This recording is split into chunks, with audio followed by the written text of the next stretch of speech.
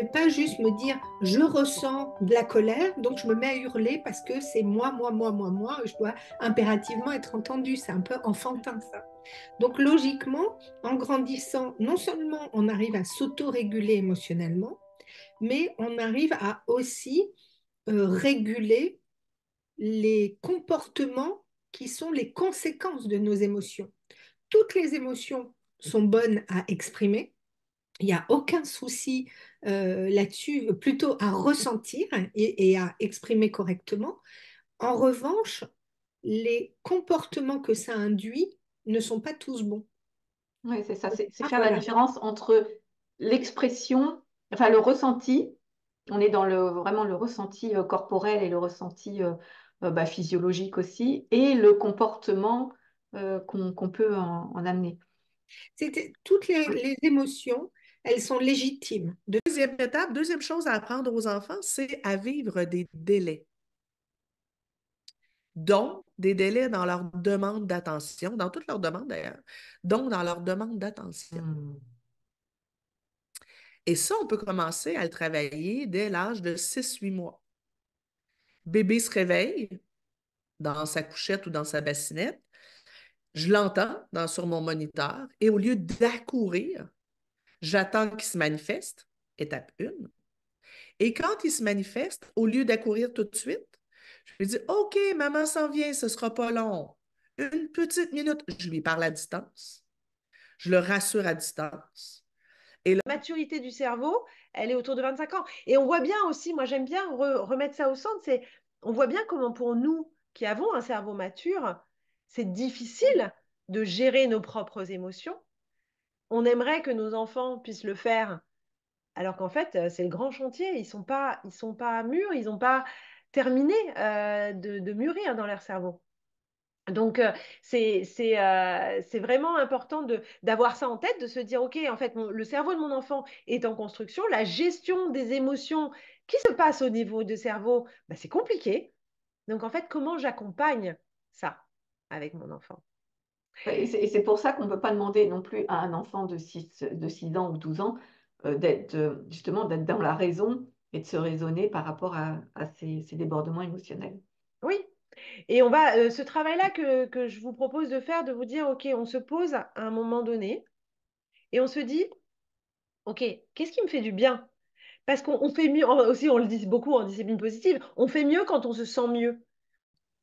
Et c'est là où cette parentalité positive, elle peut nous aider parce que du coup, elle va nous permettre de nous rendre compte que les réactions que l'on a par rapport aux émotions que l'on vit ne sont pas adaptées à ce qui se passe. Ouais. Alors, je m'explique. Déjà, je voudrais expliquer le schéma d'une émotion. On croit trop souvent que quand on s'est mis en colère, c'est parce que notre enfant n'a pas fait ce qu'on voulait ou qu'il vient de casser le vase de la grand-mère.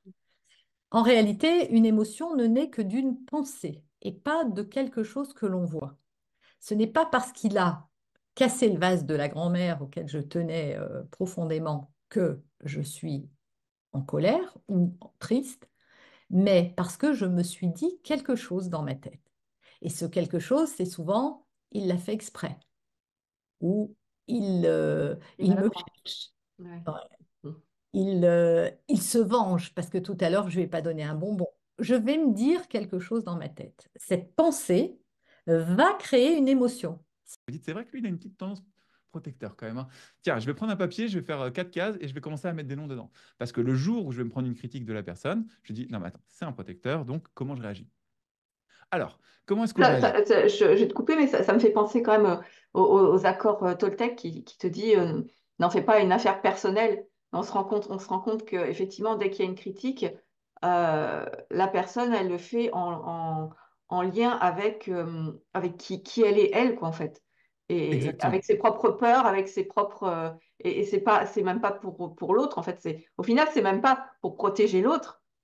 C'est juste parce qu'il y a sa perception personnelle qui la renvoie à ses propres peurs, quoi. Alors, c'est exactement, tu as bouffé mes mots, Ah exactement mince. la suite. Non, non, c'est parfait. C'est exactement ça. Gérer, puisqu'il n'y a pas de problème qui n'a pas de solution. Et donc, vraiment, ces pensées, c'est ce qu'on appelle les pensées alternatives. Ce qui est intéressant, c'est d'en avoir quelques-unes qui sont comme des pensées méta, Mm. qui peuvent en fait s'adapter à énormément de situations. Et au début, puisque tout est une question d'entraînement, tout est une question d'apprentissage, au début, c'est de s'entraîner à penser ce genre de pensée pour des Mm. choses pas trop stressantes. Et puis petit à petit, quand on s'entraîne à se dire, ah ben tiens, c'est une expérience, c'est intéressant, c'est différent, ben, on sera prêt à penser ça quand le stresseur sera plutôt important pour nous. Alors, les pensées alternatives, ça ne marche pas pour les problèmes des autres. Pour arriver à une prise de conscience, bien souvent, c'est de mettre le projecteur sur moi, de me responsabiliser, Mm. de prendre le temps de ressentir ce qui est là, pour être capable par la suite de le verbaliser, de l'exprimer, pour que ça puisse sortir de moi, parce que ma vibration par l'expression est importante. On reste trop longtemps dans l'isolement affectif. Es-tu d'accord, Fabienne? Oui. On reste trop longtemps parfois. Je ne parle pas de nous, bien sûr. Je parle de ceux qui ne sont pas ici, ceux qui ne sont pas inscrits. Mais au cas que vous connaissez des gens, on reste trop longtemps. On doit le plus rapidement possible de sortir de cette caverne de souffrance quand on est éveillé à cet endroit-là. Je veux vivre l'abondance. Je suis une personne d'abondance. Je vis l'abondance. Ce sont des ateliers d'éveil ludique au développement personnel, au bien-être, pour apprendre aux enfants à être bien dans leur corps, bien dans leur tête et bien dans leur cœur. Et pour pouvoir aussi exprimer leurs émotions, développer leur confiance en eux, et puis cultiver leur calme intérieur, apprendre à faire des pauses, se recentrer, se chouchouter en fait, et puis et surtout acquérir des réflexes bien-être qui vont leur servir quand ils sont enfants et qui leur serviront aussi toute leur vie quand ils seront adultes. Donc voilà le propos de mon moment magique et ce qu'on va partager pendant ce sommet. Le besoin surtout, c'est, mettons, pourquoi il y a ce comportement. Par exemple, pourquoi il s'oppose, pourquoi il dit non. Les besoins plus grosse catégorie, si on veut, là, c'est il va avoir le contrôle. On peut avoir tendance à dire ça. Okay, ça veut dire quoi, ça? Il cherche l'attention. Hein? On a tendance à dire ça vraiment, vraiment rapidement, là, tu sais. Je trouve ça bien parce que de plus en plus, dans les conférences en bienveillance, en intervention positive, on parle plus souvent de connexion, puis c'est plus positif. Mais ce qui vient dans notre tête, avant qu'on dise le mot connexion, c'est souvent « il cherche l'attention ». Ouais. Des fois, il n'est pas assez stimulé, il est trop stimulé. Quand on se pose la question, pourquoi on va arriver comme ça là, dans une catégorie globale? Puis c'est correct, c'est parfait, parce que ça nous donne déjà une petite orientation. Effectivement, l'idée est vraiment, puisqu'on vit tous sous le même toit, hein, vivre les émotions en famille, c'est à la maison, là qu'on est le plus souvent ensemble, comment faire pour que le bouillonnement qu'on a en chacun, quand on est jeune, on a tous été ados, voilà, on est à fleur de peau, c'est le terme, comment ça peut permettre de vivre le plus souvent possible dans une zone verte, et que quand des fois l'aiguille, elle fait un 180 degrés dans le rouge, j'ai des techniques et des astuces pour venir tranquillement dans une zone qui est plus cool, plus posée. Et que je puisse dire... Je veux bien que tu nous expliques c'est quoi exactement le transgénérationnel pour rentrer vraiment dans le vif du sujet. Avec plaisir. Alors, je vais expliquer ça avec mes mots, hein, ça peut être la définition du dictionnaire, d'accord? Mais pour moi, c'est vraiment tout ce qui se transmet à travers les générations. Alors, pas forcément de génération en génération, parce que parfois, oui, c'est quelque chose qui se reproduit toutes les générations. Et d'autres fois, c'est vraiment quelque chose que nous, on porte d'un ancêtre qui date de 4 générations avant. Donc, c'est pas forcément quelque chose qui se reproduit de manière linéaire, ça peut vraiment sauter des générations et qui va impacter, ça peut être nos émotions. C'est-à-dire là sur la toile, le parent parfait, le parfum, la maison parfaite, la maman, tout est nickel chez elle. On croirait même pas que, on a l'impression qu'on est dans un catalogue de déco. Quand on voit sur la toile les images qui sont diffusées de la maman qui gère ses enfants au taquet, qui est bien. Non, la réalité, c'est pas ça, c'est pas vrai. La réalité, parce qu'on montre que le beau, en fait. Et c'est ce qui vient venir vous influencer, vous perturber. Surtout si vous manquez de confiance. Alors, arrêtez de vous comparer parce que, voilà, comme je vous ai dit, et ça malheureusement, tout ce qu'on va voir, ça va dévaloriser. Le parent va se sentir dévalorisé. Donc, ne soyez pas voilà, si c'est votre cas, si vous avez ce sentiment de dévalorisation, dites-vous, c'est pas la réalité. Quand même, il faut savoir que l'enfant qui a passé sa journée à l'école et qui a dû se réguler toute la journée, bah, il est un petit peu en mode cocotte minute en sortant de l'école. Donc, si on peut lui permettre un petit peu de lâcher la soupape, c'est pas mal. Donc, ça peut être un temps de musique où on est à fond dans la voiture et on crie un peu, on chante, enfin voilà. Ça peut être du coup, comme je disais, un tour en vélo, un tour en trottinette, ou selon un petit peu. Mais je pense que c'est bien de pas forcément enchaîner tout de suite avec le tunnel des devoirs quand l'enfant est très hyperactif. Il faut penser à la décharge, en fait, à la décharge de toute cette tension corporelle. Regarde autour de toi et repère les différentes postures. L'opossum, donc les postures passives, le maboule, les postures agressives, et la power posture, c'est la posture assertive. Et sans transition, je vous parle de la posture assertive. Hop. Alors, comment réagir face au ciblage et montrer qu'on n'est pas une victime facile? On peut s'entraîner à avoir une posture assertive pour sortir des radars des intimidateurs lors de la lecture à froid dans la cour de récréation, à la cantine. Et on peut aussi changer sa posture en cas d'appât. On n'est pas obligé d'être tout le temps comme ça, hein.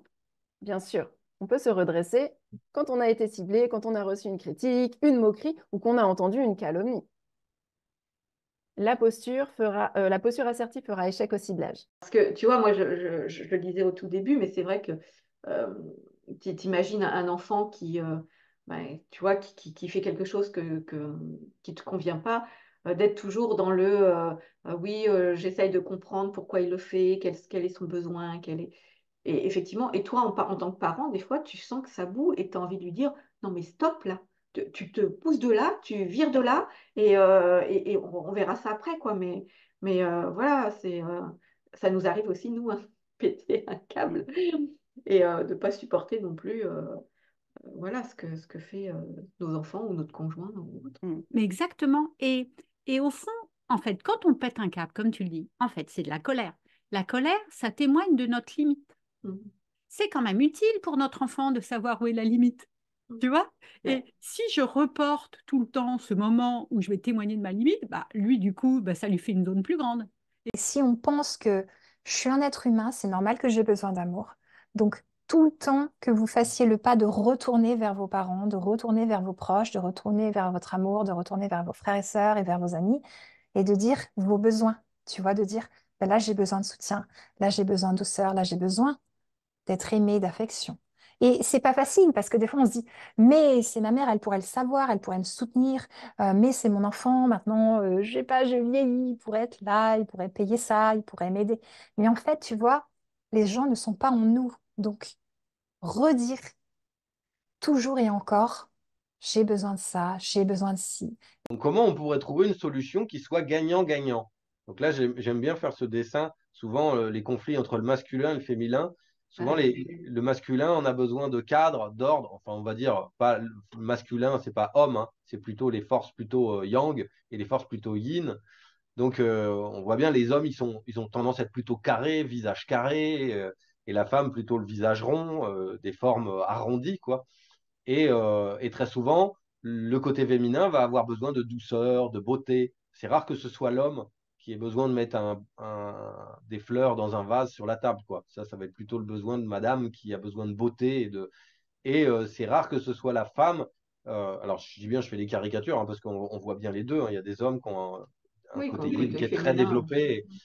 Mais donc, c'est très souvent qu'on va opposer ces deux besoins, le besoin de cadre et de beauté, par exemple. Le cerveau fait le tri, et bon, heureusement, parce que je pense que sinon l'humanité peut-être se serait éteinte et on ne ferait pas d'enfants, mais on oublie vite. Mais en fait, voilà. on garde vraiment en mémoire les moments où il y a eu vraiment, justement, comme on dit dans un sommet, vivre les émotions en famille, où il y a vraiment une émotion qui a été vécue à ce moment-là. Et que ce soit négatif ou pas, mais en tout cas, on se souvient de ces moments où il y a eu quelque chose d'hyper intense au niveau émotionnel. Oui, c'est ça. Et d'ailleurs, nos propres souvenirs d'enfance, en général, on se souvient de quelques petites choses par an. On se souvient des émotions, on se souvient des des hontes qu'on a eues, on se souvient des gros chagrins. On ne se souvient pas trop du quotidien, en fait. On Ouais, se c'est ça. souvient des grosses choses marquantes. Et voilà. Donc, c'est super important de se créer des souvenirs en famille, que ce soit pour... Ça me fait penser aussi à cette capacité qu'ont les enfants, souvent, enfin les miens en tout cas, l'avaient de rebondir, parce que oui, on peut avoir une discussion animée et perdre patience pour des histoires de devoirs, pour des histoires de va ranger ta chambre. Et bon, sur le moment, on lève la voix, on perd patience. Et puis après, la scène est passée.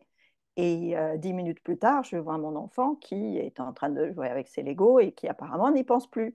Et moi, je sens que ça rumine encore et c'est toujours là. Et ça, c'est pas bon parce que de laisser traîner ses émotions, de rester avec cette colère. La bonne nouvelle, c'est que il y a 1000 façons d'apprendre aujourd'hui. On n'a jamais eu autant d'informations, autant d'accès à l'information, à la formation, à l'apprentissage. Ce qui compte, c'est son éducation, ce qui compte, c'est ses compétences, ce qui compte, c'est sa montée en compétences. Et peut-être qu'il n'est pas fait pour ce type d'école, cette école-là, cet apprentissage. Peut-être qu'il a besoin de choses concrètes, peut-être qu'il a besoin de savoir où il va et d'une orientation et de réfléchir très clairement parce que aller dans le vide, ça ne lui convient pas. Peut-être qu'il a besoin d'apprendre avec un autre système, le CNED en indépendant. Enfin, on n'en sait rien. Il y a plein de possibilités. Sur le coup, quand ça nous arrive, on n'a pas envie parce qu'on n'a pas le temps, on n'a pas prévu. C'est impossible. Voilà, Mais la bonne nouvelle, c'est de ne pas se dire c'est foutu. En fait, c'est là la situation auquel elle est bloquée.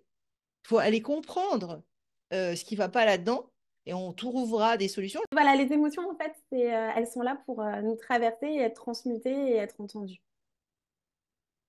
Ça fait ça. Mais on ne nous l'apprend pas, parce que finalement, on nous dit tout le contraire, c'est-à-dire qu'un enfant qui est joyeux et qui saute sur le canapé, on lui dit calme-toi. Un enfant qui a peur, on lui dit surtout n'aie pas peur. Un enfant qui est triste, on lui dit non, non, ne sois pas triste, allez, tout va bien. Et puis un enfant qui est en colère, on va lui demander d'aller se calmer. Donc c'est vrai qu'on a oublié à quel point les émotions, elles étaient importantes. Et on a toutes grandi dans un environnement où, voilà, c'est pas évident de parler de sexualité. On a toutes eu nos épreuves, on a toutes eu notre parcours du combattant pour aller découvrir ce que c'est que notre sexe féminin. Et j'ai envie qu'on puisse prendre un temps pour nous remercier d'avoir franchi tous ces obstacles à une époque où c'était vraiment pas facile, il y avait très peu d'informations, il y avait très peu de gens qui étaient disposés à nous parler de notre sexe. Et nous remercier parce que grâce au fait qu'on ait franchi tous ces obstacles et qu'on ait osé libérer notre énergie sexuelle, la faire vivre, c'est grâce à ça, in fine, qu'il y a encore une humanité sur Terre. C'est grâce à ça qu'on a pu donner vie à nos enfants, à des nouvelles générations qui arrivent. Et Le problème avec les écrans, c'est qu'en une fraction de seconde, un enfant est en crise, on lui donne un appareil et la crise est terminée. Est-ce qu'il a géré ses émotions? Non. Est-ce qu'il a développé les habiletés à gérer ses émotions? Pas du tout. Ce qu'il a appris, c'est que l'appareil permet de mettre un pansement sur les émotions et de ne plus les ressentir. Donc, ça l'entraîne l'enfant à éviter ses émotions désagréables en allant chercher quelque chose qui stimule le cerveau et qui donne immédiatement du plaisir. Donc, mais les adultes aussi font la même chose, hein, rappelons-le. On se sent pas bien, on s'en va sur l'écran, on n'a rien à faire. Tout de suite, on ouvre l'écran, on dit, c'est juste parce que je me désennuie. Non, en fait, la vérité, c'est que si on n'est pas en train de constamment se désennuyer, il y a plein d'émotions, de pensées qui arrivent et c'est trop en même temps. Donc, on se connecte sur nos appareils et on se donne une petite pause d'esprit. Mais on ne veut pas créer ça avec les enfants. On veut qu'il y ait l'occasion de s'ennuyer. En fait, quelle que soit la hauteur de ce qui nous arrive, alors je sais qu'au moment où on le vit, c'est très dur à entendre. Ouais, super c'est ça. dur à entendre. C'est le temps quand même qui fait que... Je minimise pas du tout la souffrance qu'on ressent quand on vit le trauma. Des fois, c'est insupportable, ça nous submerge. Je ne minimise pas ça du tout.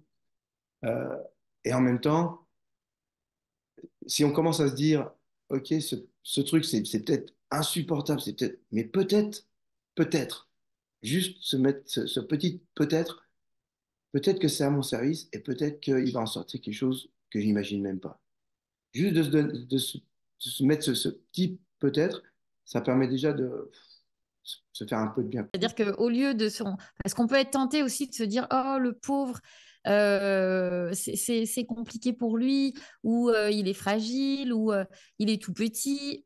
Ok, mais en fait, au lieu de se focaliser sur cette part de lui qui semble fragile, petite, qui pourrait avoir du mal à, ou trop sensible, ou trop, je sais pas quoi, ou pas assez, je sais pas quoi, c'est de se dire, ok, moi, je sais que il y a une part de toi qui peut traverser ce truc-là et qui va le dépasser.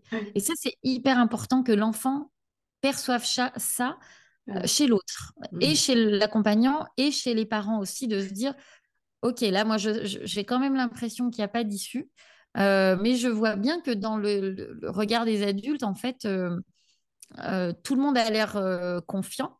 Voilà, ça c'est aussi quelque chose qui peut aider l'enfant. Donc, les émotions, en fait, elles nous servent toujours parce qu'elles nous indiquent quelque chose.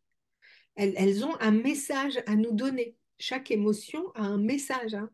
Donc, voilà, si on dit la tristesse, par exemple, la tristesse, c'est vraiment faire le deuil d'un temps ou de quelque chose pour aller vers quelque chose de nouveau, vers du renouveau.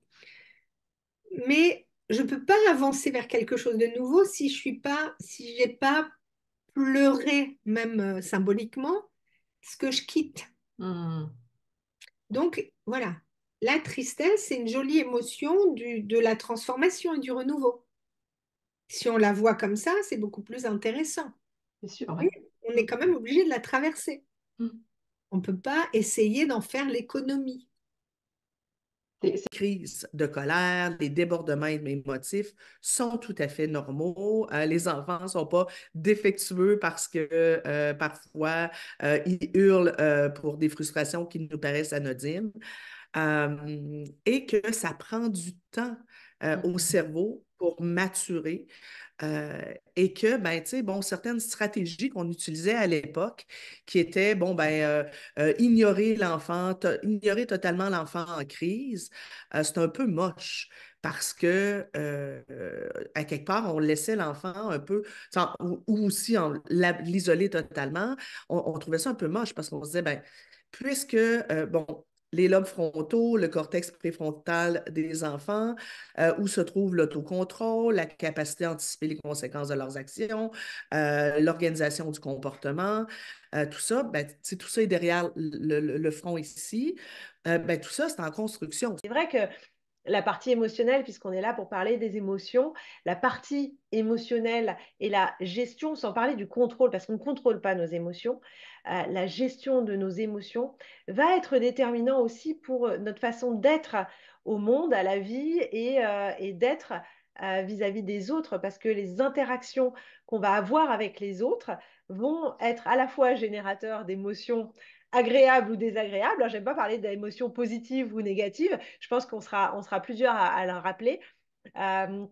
Mais surtout, c'est d'être en lien avec l'autre et tisser des liens de qualité à travers et bien aussi les émotions, les sentiments qu'on génère et qu'on reçoit à travers les communautés auxquelles on appartient. Puisque... Ça veut dire quoi? Ça veut dire qu'on va vous dire, ah oui, votre enfant a besoin, mais on oublie de vous expliquer que vous aussi, vous avez des besoins. Et que les besoins, c'est fondamentaux. Ça veut dire quoi? Ça veut dire, alors il y a des besoins que vous connaissez très très bien, c'est boire, manger, respirer.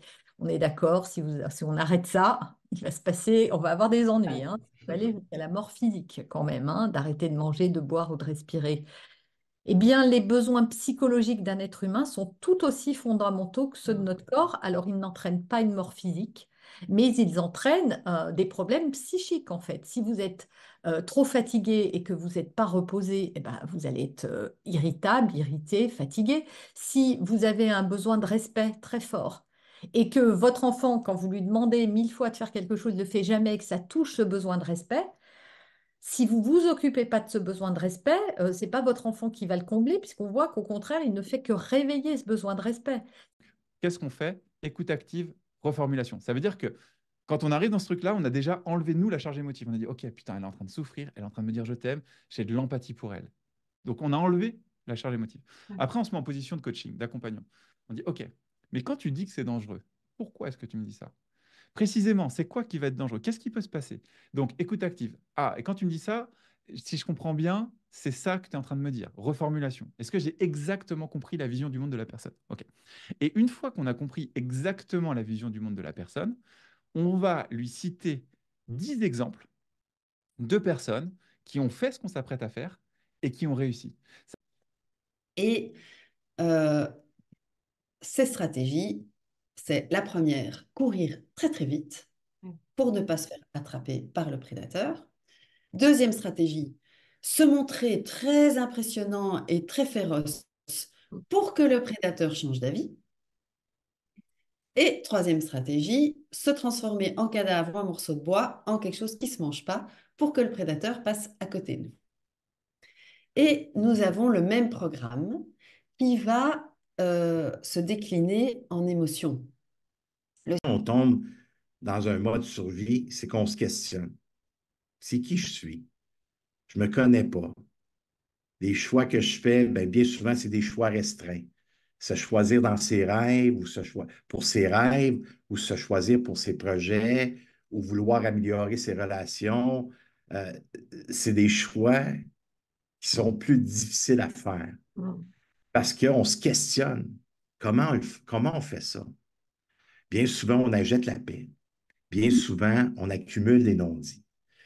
Et ça fait en sorte qu'après un certain temps, on vit sur le pilote automatique, puis ça nous amène à se re-questionner constamment. Alors, il y a un pattern, il y a un schéma qui se crée. Moi, cette expérience-là, ça a été mon cadeau déguisé, mal enveloppé, si on peut dire, mais c'est un cadeau déguisé. Et si vos enfants vous voient, vous, en tant qu'adulte, prendre soin de vous, et bien spontanément, naturellement, ils vont vous imiter, ils vont voir que ça fait du bien, ils vont avoir envie de faire pareil. Donc le rôle de modèle, il est vachement important. C'est une des raisons principales pour laquelle souvent donner des punitions, ça ne fonctionne pas, parce que souvent, il y a quand même un bénéfice à ça qui est perçu par l'enfant. Puis c'est souvent inconscient. C'est souvent une conclusion inconsciente. Par exemple, un petit gars dans une classe qui fait des blagues, qui interrompt la prof, puis il fait des blagues, oui, la prof, elle peut être fâchée après lui parce qu'il fait des blagues, mais dans les faits, il y a aussi du renforcement positif, il y a des élèves autour qui rient. Il y a des enfants aujourd'hui qui sont capables de dire à leurs parents, quand le père est au volant, papa, je trouve qu'en ce moment, quand tu conduis, tu as l'aiguille de ton jutomètre souvent dans le rouge. C'est très malin de la part de sa fille qui a 9 ans. Elle dit les choses, mais elle le dit à travers un objet que les deux connaissent. Pour autant, au moment où elle fait appel au justomètre, elle ne l'a pas avec elle, et lui non plus. Mais comme ils ont tous les deux un point commun, une première chose, c'est que nos ancêtres, en fait, ils ont besoin de reconnaissance de ce qu'ils ont vécu, de reconnaissance de leur vécu. Donc, souvent, il y a les fameux secrets de famille qui fait qu'on ne sait pas. Et c'est comme si le fait de savoir, on peut honorer ce vécu, puis dire à nos ancêtres, je comprends ce que tu as vécu, puis être plein de compassion en fait pour ce qu'ils ont vécu, parce qu'en général, ce qu'on reproduit, c'est pas les choses cool, là, on est d'accord? Ou bien peut-être qu'on les reproduit, mais on ne le sait pas. Mais c'est plutôt les choses qui sont difficiles. Donc, d'être plein de compassion et de reconnaissance pour ce que cette personne a vécu. La fille qu'on était vis-à-vis de ses parents, on revient. Donc tout ça vient perturber tout notre rôle, ça vient perturber aussi ce qu'on devient. Donc c'est un bouleversement aussi transgénérationnel, parce que là, on n'est pas pareil.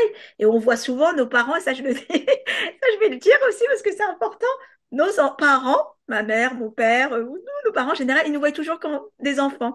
C'est pour ça qu'on va se faire reprendre. Moi, je sais qu'au début, mais toi, tu sais pas, je sais mieux que toi. Regarde, c'est moi qui vous ai élevé. Parce que on va avoir des réflexions de nos parents ou des fois des attitudes, mais c'est souvent inconscient, des attitudes de nos parents qui vont nous infantiliser. Je trouve ça super intéressant, tout ce que tu viens de dire, parce que c'est vrai que quand on n'a pas eu d'enfants avec des troubles comme ça et qu'on rencontre des enfants qui ont des troubles, je pense qu'en tant que personne, on a du mal à comprendre pourquoi cet enfant-là, il agit comme ça Complètement. et pourquoi, effectivement, hein, comme tu dis, ça peut être vu comme un enfant mal élevé ou comme ou un enfant justement que les parents n'arrivent pas à canaliser C'est tout de suite et on catalogué a comme vite ça. fait de mettre une étiquette justement et sur l'enfant et sur les parents. Ensuite, on a souvent un manque d'espace personnel. Donc, ça peut être des enfants ou même des personnes, hein, des adultes qui se tiennent aussi comme ça, qui semblent se faire petits, qui croisent les bras devant, derrière, de manière protectrice, ou qui occupent peu d'espace. Eh bien, elles vont paraître moins sûres d'elles. Le regard va être fuyant, souvent, ou évitant, voire craintif. L'expression du visage va être souvent figée ou craintive. Et la voix va être un petit peu faible, hésitante ou bien tremblotante. Voilà. Et les réactions émotionnelles, hein, parce que nous sommes sur la sphère émotionnelle toujours. Il va y avoir des réactions émotionnelles visibles telles que rougir facilement, pleurer facilement, montrer de la détresse et s'affaisser très vite. Et ça peut être exploité par les harceleurs, enfin, par les auteurs de harcèlement, les auteurs d'intimidation. Je peux le dire, j'ai complètement le droit d'être en colère vis-à-vis de mon enfant. En tout cas, vis-à-vis de la situation, de son Oui, bien sûr, comportement. c'est ça. Voilà, c'est pas mon enfant lui-même, mais c'est ce qu'il a fait. Mm. Ça ne remet pas en question mon amour pour lui, mais par contre, c'est nécessaire et éducatif de lui témoigner de ma colère ou bien de ma peur aussi. Il a traversé sans regarder. Je hurle parce qu'en fait, j'ai très peur qu'il se fasse écraser par une voiture. Dire en fait, je ne vais pas chercher trop loin, je vais plutôt travailler sur moi, faire mon job et dire à mon enfant, tu sais quoi? Bah là, j'ai eu un moment dur et ça m'appartient. C'est pas à toi de porter ça. Tu vois, j'ai traversé une dépression et toi, t'as pas à porter ça. Ce sac, tu peux le prendre et tu me le rends. Tu peux venir déposer un objet dans ma chambre, tu peux venir me rendre ça t'appartient pas. Toi, tu as le droit d'être légère, tu as le droit d'être heureuse. Et tu vois, de verbalement décharger vos enfants, vraiment, décharger vos enfants de tout ça, leur parler, leur dire, et soi-même de faire le job. Ah tiens, je vois qu'avec mon enfant, ma relation à ma fille est compliquée, allons voir ma relation à ma mère. Donc, d'arriver à clarifier, moi, je ne souhaite pas être en retard ce matin. Est-ce que vous pouvez m'aider? Et de plus m'énerver, en fait. Et d'accepter, on sera peut-être en retard pendant un certain nombre de fois, jusqu'à ce que ça s'ajuste, mais je ne veux plus péter un câble, je ne veux plus m'énerver. Et je propose aux petits de faire plus de câlins le soir, mais pas le matin quand on... pas quand on se... pas quand on n'a que 3/4 d'heure, en fait, pour tout faire, quoi. C'est pas forcément le moment adéquat et que donc, si le petit a vraiment besoin de câlin, plutôt prendre le temps avant d'aller faire dodo, puis peut-être passer un peu plus de temps le soir avec eux quand je leur lis une histoire. Le grand, il s'engage à être prêt à l'heure. Il dit, moi, je serai à l'heure, je serai devant la porte avec mon cartable si tu me laisses tranquille et que je m'organise comme je veux. Pourquoi ce sujet me tient à cœur? Alors, de mon côté, moi, je me rends compte que je suis tout le temps en train de courir partout, tout le temps. Et je pense qu'on est quand même dans un monde voilà, très, très, très effréné. On manque de temps, on est tout le temps en train de dire, oh là là, vivement vendredi, que je puisse me reposer. Et puis, en fait, les semaines s'enchaînent, s'enchaînent, s'enchaînent. Et en général, on ne prend pas le temps de faire stop.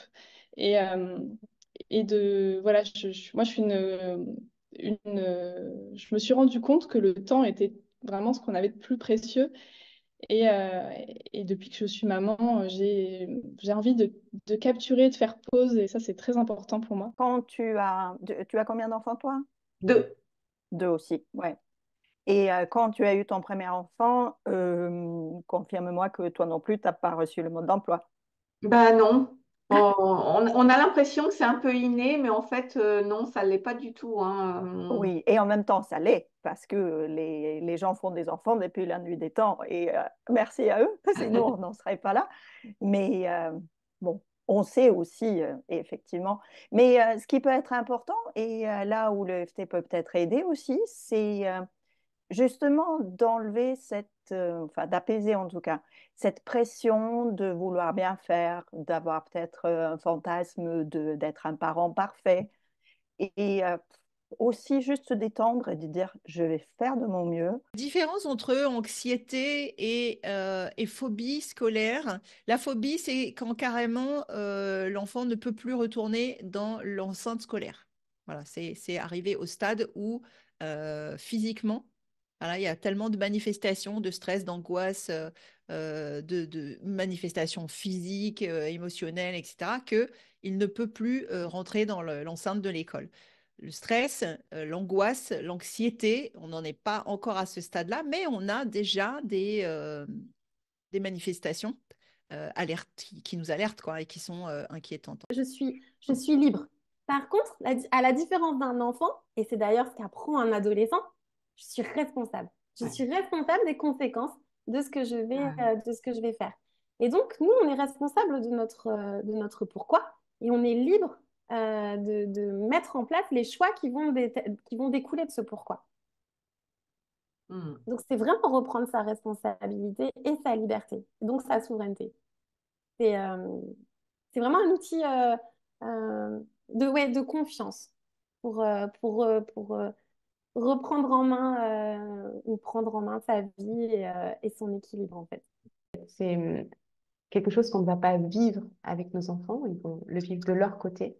Mais en tant que parents, on peut être là pour les accompagner, qu'ils ne se sentent pas seuls dans la découverte de leur corps, ou que leur seul référent, ce ne soit pas Internet, les pornos, les potes qui découvrent et qui n'en savent pas plus que nos enfants, et qu'on puisse nous aussi, en fait, leur apporter, leur insuffler quelque chose de vraiment beau, de sacré par rapport à leur sexe, et qui est une nouvelle énergie, en fait, des nouvelles croyances, une nouvelle énergie qui puisse s'établir sur Terre, que le sexe, qui est vraiment le porteur de notre vie sur Terre, l'origine de la vie sur Terre, ne soit plus autant catégorisé comme péché, honteux, quelque chose qu'il faut cacher, mais qu'au contraire, en fait, on puisse lui remettre toute sa beauté, sa sacralité. Et si on n'en a pas parlé, qu'on ne les a pas éduqués, qu'on n'a pas eu des conversations avec nos jeunes sur l'importance de l'hygiène numérique, à l'extérieur, ils vont se gaver d'écran.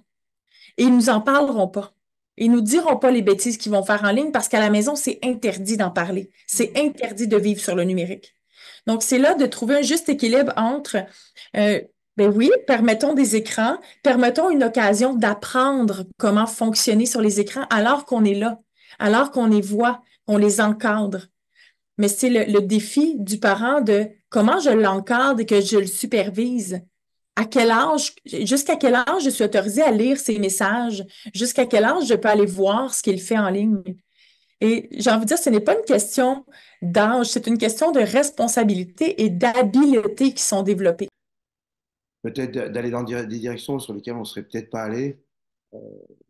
Mon exemple, mon père qui était violent, le fait que j'étais hyper timide, ça m'a fait travailler sur moi à fond et qui a fait que maintenant, je peux aider des milliers de personnes. Ça ne serait certainement pas arrivé s'il n'y avait pas eu tous ces traumas, si je n'avais pas eu mon père violent, si je n'avais pas eu toutes ces choses-là. Et, alors sur le moment, je trouvais ça injuste, je trouvais ça dur, je trouvais ça vraiment. Et avec le recul et avec le travail sur moi, je me dis en fait, c'était le plus beau cadeau de ma vie. En fait, c'est arrivé pour que je développe autre chose. Est-ce que tu es prêt à écouter? Est-ce que tu veux bien écouter? Et on va rentrer, c'est comme si on était 3 dans la séance. On va rentrer vraiment dans un échange où moi, je suis finalement celle qui va faire le tiers entre l'enfant, l'adolescent et son émotion. Et ça, pour moi, c'est ultra précieux parce que ça apprend déjà qu'une émotion est porteuse d'un message et qu'on peut transformer cette émotion-là, l'accueillir autrement, déjà la voir autrement. Parce que très souvent, ce qui ressort de ça, c'est que cette émotion pourrie, en fait, elle a été utile à un moment donné.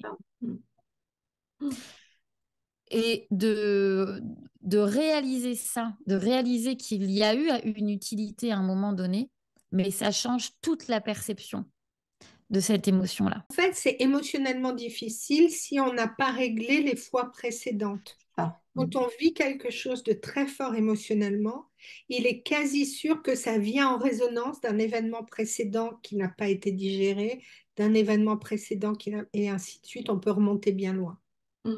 Si quelqu'un vient m'attaquer sur quelque chose, mais que je suis OK, il n'est pas content pour quelque chose, je ne vais pas le prendre personnellement. Je vais me dire, tiens, il s'énerve. Je vais lui dire, écoutez, voilà, vous pouvez me le dire autrement, je vais l'entendre aussi, tu vois. je vais pas me sentir mal.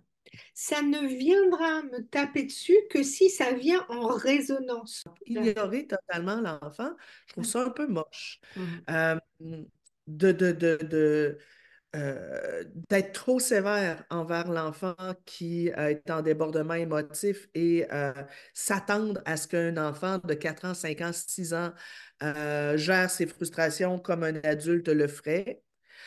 Quoique des adultes qui ne sont pas nécessairement des exemples dans la gestion de leurs émotions, c'est trop, tu sais.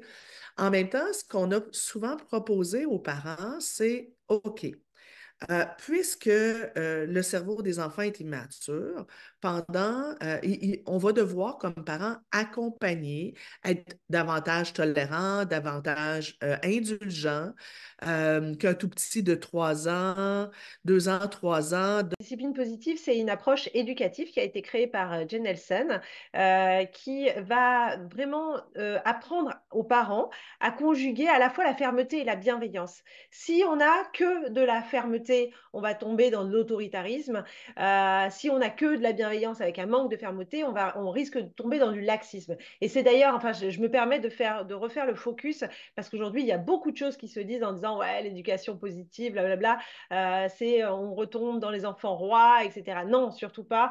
Et moi, c'est ce qui m'a séduite en discipline positive, c'est qu'on a vraiment la conjugaison à la fois de la fermeté et de la bienveillance pour pouvoir apprendre à nos enfants à grandir dans un cadre à la fois sécurisant et aimant. C'est douloureux de se dire ça, mais c'est la vérité. On ne sait pas, on ne nous a pas appris d'ailleurs l'essentiel à l'école. Oui, c'est parce qu'on considère qu'être parent, c'est inné, quoi, en fait. C'est ça. Pas du tout. Mm. Pas du tout. Et Non. ça ne l'est pas parce qu'on se rend bien compte à partir du moment où on est parent. Déjà, on se rend compte qu'on avait des croyances avant et qu'à partir du moment où on devient parent, les croyances, bon, elles pètent, hein, du style, oui, moi, mon enfant, il n'aura jamais une sucette, il n'aura jamais une tétine. À la tétine, ça c'est l'exemple. Grâce à cette conférence, en tout cas c'est ce que j'espère, vous passez de « Ah, je suis débordé par les émotions, ça me détruit » à « Ah, j'ai une méthode maintenant pour comprendre mes zones d'ombre, pour les interpréter, pour passer, pour comprendre les zones de la personne, et à partir de tout ça, construire quelque chose, des relations plus saines, construire la clarification de mon projet, faire du développement personnel, etc. etc. » Et il y a un troisième qu'on oublie, c'est soit l'événement négatif me définit, et le passif inactif est là-dedans. Parce que là, ça va générer énormément de conflits et énormément de tensions et voilà, et une fermeture en fait.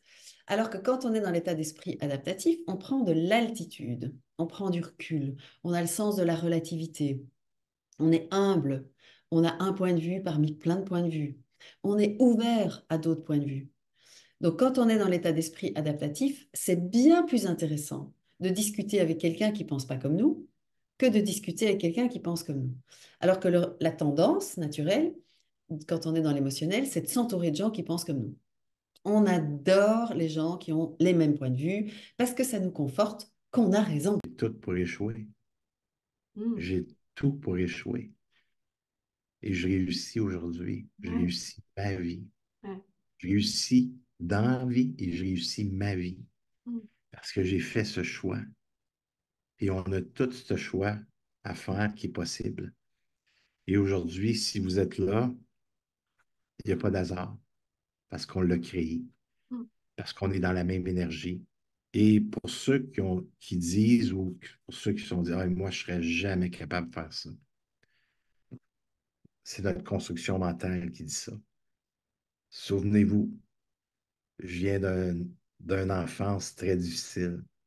Je viens de violence. Vraiment, je vous invite à créer des petits rendez-vous pour pouvoir partager ces rituels.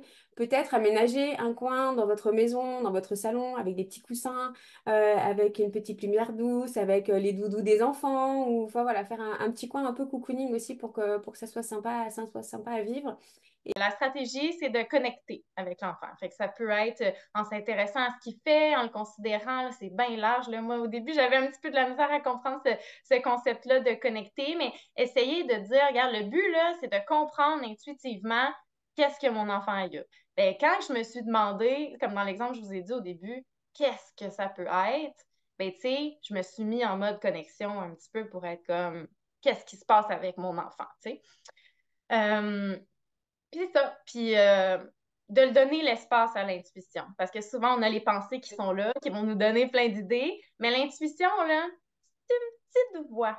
Quand un gamin vous dit « je suis comme ci » ou « je suis comme ça », on préférerait qu'il soit différemment. Lui, il ne le fait pas à mal ou à bien, peu importe l'émotion. Parce qu'on peut aussi des fois se marrer quand la situation est tragique. Et donc là, l'émotion positive, elle devient négative pour les autres et vice-versa. Quand je vais exprimer quelque chose, si vous montrez à votre enfant que quand il exprime quelque chose, c'est accueilli à 100%, bah, ça va le favoriser à continuer. Et puis, il va développer la même sympathie pour vous. Et en faisant différemment, ça ne veut pas dire que ce que vous avez fait, c'était pas bien, ça ne veut pas dire que je vous juge, c'est rien de tout ça en fait. C'est juste que aujourd'hui, dans notre époque d'aujourd'hui, dans ma vie d'aujourd'hui, bah, je sens que ce que toi tu as fait, c'est pas juste pour moi. Donc c'est toujours avec beaucoup d'amour en fait qu'il faut le faire. Parce que c'est vraiment ce truc où l'autre, il a besoin d'être reconnu dans ce qu'il a vécu, d'être accepté dans ce qu'il a vécu.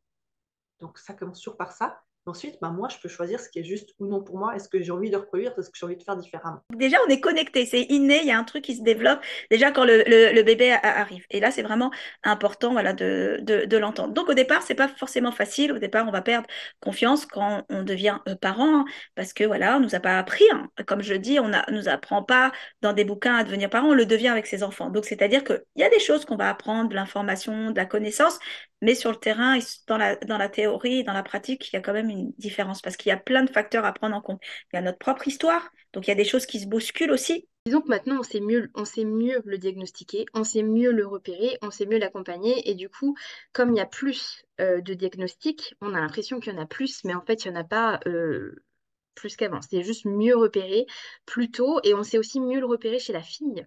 Parce que c'est vrai qu'il y a ça aussi, c'est-à-dire que le trouble de l'attention chez la fille et chez le garçon, un peu comme d'autres troubles, hein, comme le trouble de l'autisme et tout ça, n'ont pas tout à fait la même présentation. Malgré tout, quand on est harcelé, ce qui est important, c'est de faire une demande d'aide, demander de l'aide, demander à un parent, savoir ce dont on a besoin. On peut dire, je ne veux pas que tu interviennes, par contre, tu peux m'envoyer, je ne sais pas, j'ai besoin d'un coach ou d'apprendre à m'affirmer parce que je veux m'affirmer tout seul. Par exemple, moi, je suis coach. Donc, les enfants qui me sont amenés par des familles ont fait cette première demande à leurs parents. Moi, je veux me débrouiller tout seul. Donc, les parents m'ont trouvé et je vais donner des techniques à l'enfant pour qu'il se débrouille tout seul et qu'il retourne la situation tout seul. Ouais. L'idée, c'est que sur la journée, sur la semaine, on arrive à cet équilibre. Et donc, pour ça, on vous propose des marqueurs super concrets. Voilà, d'instaurer des moments hebdomadaires de plaisir des parents, surtout si l'enfant ne le souhaite pas. C'est-à-dire des moments où on va se retrouver entre parents et que, par exemple, à telle heure, les enfants iront dans leur chambre, peut-être pas dormir, mais en tout cas, il y aura un temps pour les parents et parce qu'il y avait un temps pour les enfants, il y a un temps pour nous aussi. Avec des ados, on agit différemment parce que les horaires ne sont pas toujours les mêmes. Mais on peut sortir. On peut se dire, en fait, là, cet après-midi, vous faites ce que vous voulez. D'ailleurs, c'est très drôle parce que quand on fait ça, quand on s'accorde du temps à deux ou même du temps, enfin, quand on est parent solo pour soi tout seul, en fait, les parents, ils voient bien qu'on est dans de bien meilleures dispositions après. Le parent, il travaille là où il doit ou pas, et donc après, des problèmes continuent. Et j'ai l'impression que les enfants sont des petits thérapeutes. C'est-à-dire que les gens qui ont dit non, non, mais moi, je ne travaillerai pas sur moi, je ne ferai rien, et ben en fait, ils se font rattraper par leurs enfants. C'est pour ça que j'aime bien le thème de ton sommet, vivre les émotions en famille. C'est que moi, j'ai beaucoup de parents qui m'arrivent avec des enfants qui vont très, très mal. Et moi, je remets beaucoup en cause les parents, tu vois. Ouais. Et quand je Oui, mais encore faut-il que les parents veuillent bien se remettre en cause. À chaque fois, bah non, il veut pas se lever. À chaque fois, bah non, il met 3 quarts d'heure pour manger son petit-déj et il prépare pas son sac et du coup, c'est à moi de préparer son sac et alors que moi, j'ai qu'une envie, c'est qu'à la base, on va dire, j'ai des blessures intérieures qui m'amènent à être une femme douce et une femme, on va dire, gentille et j'aime pas le conflit en fait. Et tous les matins, en fait, je suis à la limite de péter un câble, je m'énerve, je sors de mes gonds et après je m'en veux. Ouais, c'est ça. Mais ça, je crois qu'on le vit tous en tant que parents à un moment donné. avec nos enfants, hein. Conseil numéro 8, donc la partager des expériences plutôt que des cadeaux matériels. Bon, ça paraît assez logique, mais je pense que de plus en plus, on est aussi dans l'idée de moins consommer et plutôt faire vivre des émotions différemment aux enfants. Et nous, dans notre famille, on est plutôt là-dessus, donc on fait beaucoup de bons pour. Et voilà, c'est pareil, c'est apprendre ou à laisser, mais c'est des petites idées comme ça qui peuvent aussi dire que transmettre des émotions, ça peut être aussi par des activités sympas à faire ensemble. C'est quand même chouette que ça sorte, parce que comme ça, au moins, on sait contre quoi on se bat et on peut le traiter. Donc, merci à ces loups et ces fantômes qui se présentent peut-être, parce que c'est quand même mieux de savoir que c'était juste un tas de chaussettes en fait, c'était pas un monstre sous le lit. Mhm. Et moi, je dirais que ça peut même être un rituel au même titre que des rituels de méditation ou autre. Ça Ah peut oui, être, oui. Une petite routine matinale avec quelques phrases toutes faites ou juste avec votre mot-clé pour la journée. Court terme, on les aide, on les écoute, on les observe, on les regarde, on remarque ce qui leur arrive. À moyen terme, on les aide chacun à trouver leur place en prenant soin des uns des autres. On leur apprend ce qu'ils ne savent pas quand ils n'ont pas des comportements adaptés. Donc, dans notre classe, voilà, il peut y avoir. Donc, ça fait partie aussi de l'apprentissage. On pourrait dire, oui, non, mais moi, je suis prof de maths, tu vas enseigner que des maths. Bah non, tu l'enseignes à des êtres humains, donc ça fait partie du jeu. Et là aussi, je vais être d'accord avec vous. On nous a pas donné le temps, on nous a pas formés. Donc, c'est pour ça que c'est très difficile. Et c'est très stressant. Et tu leur dis, allez, tu as une bonne raison de te lever le matin, d'aller à l'école. Si eux n'aiment pas l'école, c'est pas comme ça que tu vas mettre du sens dans leur lever. Donc finalement, cet ikigai, il est propre à chacun. Moi, je suis toujours émerveillée en fait d'accompagner les personnes, les familles, les adolescents dans leur ikigai parce que il n'y a rien de plus personnel qu'un ikigai, mais ça demande d'aller le chercher. C'est pour ça que on se posait la question tout à l'heure, est-ce qu'un enfant peut trouver son ikigai? La meilleure moyen pour qu'il le trouve, c'est que nous, les parents, on soit en chemin. Parce qu'encore une fois, on ne transmet que ce qu'on incarne. Le consentement, c'est pas forcément le consentement oral de oui, ok, on peut rentrer dans une relation sexuelle, mais c'est le consentement du sexe, c'est-à-dire est-ce que c'est un oui enthousiaste et joyeux de la part de notre sexe? Est-ce que vraiment il est prêt à ce que quelqu'un ou quelque chose ou nous-mêmes nous pénétrions? Est-ce que je peux nuire à la réputation, à la mienne ou à celle de quelqu'un d'autre? Est-ce que j'ai envie que cette publication-là soit encore disponible sur Internet dans 1 an, 3 ans, 5 ans? Est-ce que j'aimerais que ma grand-mère, mon grand-père, ma tante, mon oncle aient cette publication-là entre les mains? Est-ce qu'il y aurait des règles, des lois qui sont contournées par ma publication? C'est des questionnements, on fait. Bon, OK, il y a plein de choses qui ne me tentent pas, là. C'est ça. Attends avant de le mettre en ligne. Puis c'est même pas mets-le pas, c'est laisse-toi le temps d'y réfléchir. Tu peux la publier dans 20 minutes. Il n'y a pas d'urgence à le faire maintenant. Prends le temps d'y réfléchir, pose-toi des questions. Parce qu'on se rend compte que énormément de nos pathologies, énormément de nos problèmes, c'est dû au fait qu'on n'accepte pas de vivre l'inconfort qu'on entend. Et que si tu simplement tu dis, OK, j'accepte l'inconfort. Les gens, ils ont un problème avec la bouffe parce que ils acceptent pas l'inconfort qu'à un moment, ils ont une pulsion et ils veulent l'assouvir. OK, si tu observes ta pulsion et tu dis, OK, je la sens. Ou j'ai un trauma par rapport à quelque chose. OK, je me sens triste. OK, j'accueille que je suis triste. OK, j'accueille. L'émotion, c'est toujours porteur d'un message. Et la colère, par exemple, j'ai pris cet exemple parce qu'il n'y a pas 50 raisons pour lesquelles on est en colère. Hein. Généralement, on est en colère parce qu'on vit une situation d'injustice ou parce qu'on nous a empêchés de faire quelque chose qui était vraiment important pour nous. Et donc, la colère, elle exprime toute l'importance que ce qu'on voulait faire et qu'on n'a pas pu faire, par exemple, avait pour nous. Et donc, ça, c'est vraiment important à prendre en compte, à recontextualiser aussi. Mais déjà, on ne va plus vivre sa colère de la même manière quand on comprend qu'il y a quelque chose d'hyper important pour nous